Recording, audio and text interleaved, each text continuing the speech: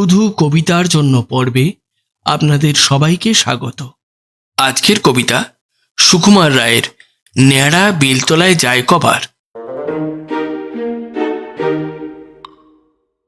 রোদে রাঙা ইটের পাঁজা, তার উপরে বসলো রাজা।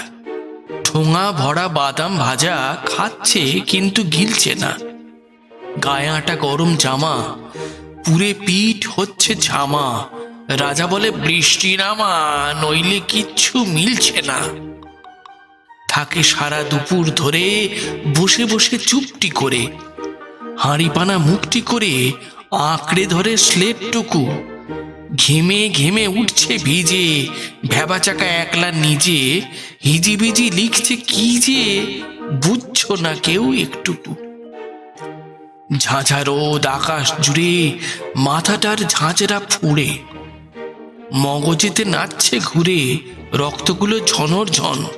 ঠা ঠা পোড়া দুপুর দিনে রাজা বলে আর বাঁচি নে।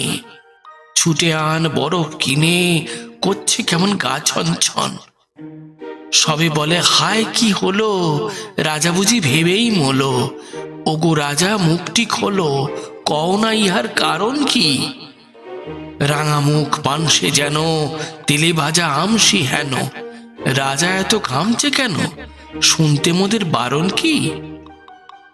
রাজা বলে কেই বা শোনে, যে কথাটা ঘুরছে মনে। মগজের নানান কোণে আনছি টেনে বাইরে তাই।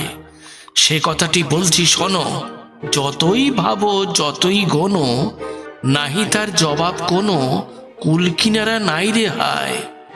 লেখা আছে পুঁথির পাতে, নেড়া যায় বেলতলাতে। নাহি কোনো সন্দেহ তাতে, কিন্তু প্রশ্ন কবার যায়। এ কথাটা একদিনেও পারে না কো বুঝতে কেউ। লেখে নিকো পুস্তকেও, দিচ্ছে না কেউ জবাব তাই। লাখবার যায় যদি সে, যাওয়া তার ঠেকায় কিসে। ভেবে তাই পাইনে দিশে, নাই কি কিচ্ছু উপায় তার। এ কথাটা যেমনি বলা, রোগা এক ভিস্তিওলা টিপ করে বাড়িয়ে গলা প্রমাণ করলো দুপায়ে তাঁর। এসে বলে আগে সে কি, এতে আর গোল হবে কি।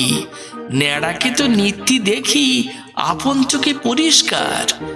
আমাদেরই বেলতলা যে ন্যাড়া সেটা খেলতে আসে।